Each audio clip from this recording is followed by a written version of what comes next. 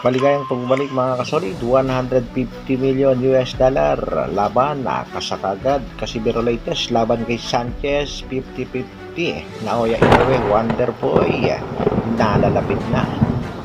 4 alas, Jan Casimiro at Saul Sanchez parehas hindi magpapatalo sa laban.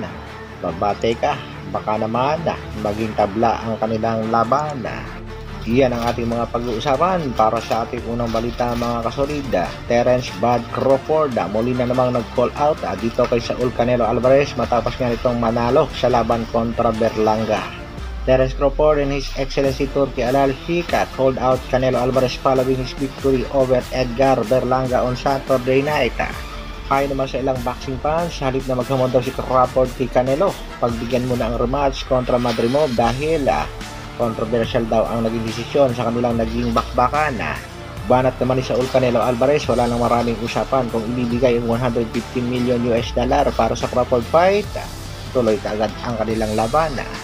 Edgar Berlanga nagpapasalamat naman sa mga boxing fans maging dito kay Canelo Alvarez sa opportunity ibinigay sa kanya sa kanilang naging laban at kung maaari nga daw ay humihingi pa siya ng isang rematch.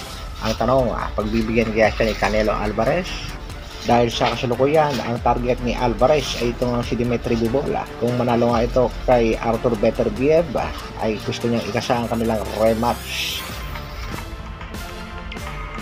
Sa kabilang balita naman mga kasolid, puspusan nga ang pag-iensayo at pagpapakondisyon ng Angas ng Pinas maging ang kanyang opponent na si Saul Sanchez. Mapapansin din natin mga kasolid na focus sa ensayo sa kasalukuyan ng Angas ng Pinas maging sa kanyang diet. Kitang-kita rin ang pagbabawas ng pagkain. Courtesy of Casimiro Family Vlogs, kisang-kita natin mga kasolid, kaunting takal na lang ng kanin at kaunting ulam para dito sa Angas ng Pinas.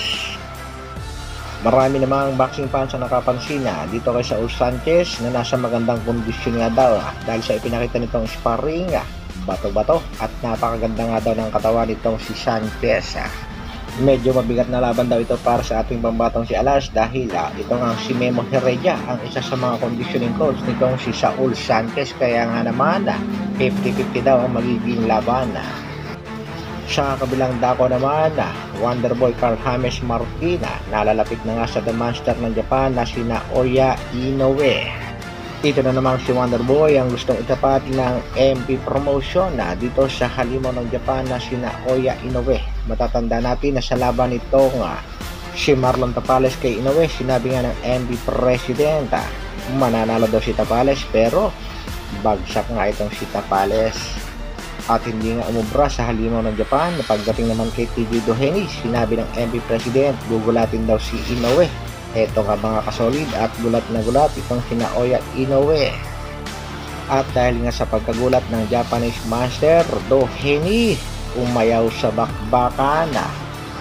Hindi nga kinaya ang malalakas na suntok nitong si Naoya Inoue at nagdrama nga mga kasolid, sumakit ang kanyang tadyang. At sa latest update ng Team Inoue, ito nga si Sam Goodman ang makakalaban ngayong buwan ng Disyembre. At sa unang taon nga naman ng 2025, tinatarget na rin ang kampo ni Inoue itong si Wonderboy Martina. Nasa kasalukuyan ay rank number 3 sa WBO.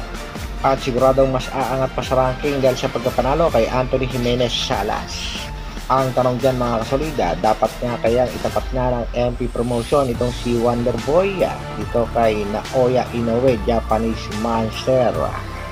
October 13, General Cuadras Casimiro kontra Saul The Power Sanchez. Bagamat marami nagsasabing delikado ang ating pangbato at ang iba naman ay nagsasabing 50-50 ang laban ng ating pangbatong si Angas ng Pinas, marami pa rin ang naniniwala mapagtatagumpayan itong si Cuadro Alas ang kanyang laban.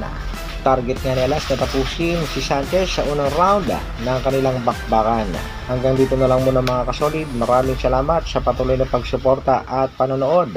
Isang like naman dyan at sa mga bago, pa-share at subscribe na rin ang ating video. Mabuhay, Dr. Alvin Vlogs. Brrrr.